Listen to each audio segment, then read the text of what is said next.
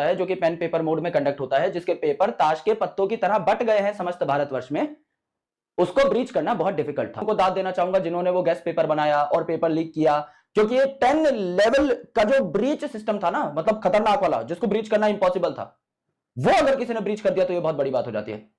एक ऐसा पेपर जो कि ऑफलाइन कंडक्ट होता है, जो कि पेन पेपर मोड में कंडक्ट होता है, जिसके पेपर ताश के पत्तों की तरह बट गए हैं समस्त भारतवर्ष में, उसको ब्रीच करना बहुत डिफिकल्ट था।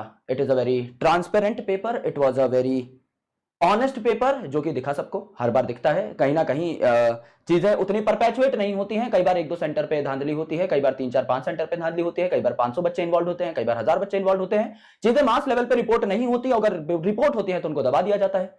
और जब ऐसी चीजों को दबा दिया जाता है तो अक्सर दिमाग में एक रुझान ये आता है कि एजेंसी तो बहुत ट्रांसपेरेंट है, शायद कोई बीच का ही इंसान थोड़ा सा इस चीज के अंदर इन्वॉल्व हो, एजेंसी को तो इसके लिए ताने नहीं मारे जा सकते। लेकिन अगर एजेंसी को ताने ना मारे जाएं या किसी और अथॉरिटी होल्डर को अगर ना कहा जाए तो किसे कहा जाए बताइए?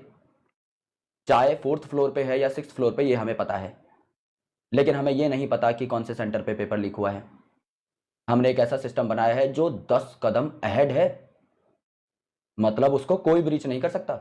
इतना खतरनाक सिस्टम हम लोगों ने तैयार कर दिया है कि उसको ब्रीच करने के लिए स्वयं किसी खतरनाक शक्ति को ही धरती पे अवतार लेना पड़ेगा, तब जाके हो पाएगा। इंसान के बस की बात नहीं है। इंसान अपने बलबूते पे, अपनी क्षमताओं पे आ गया तो नहीं कर पाएगा।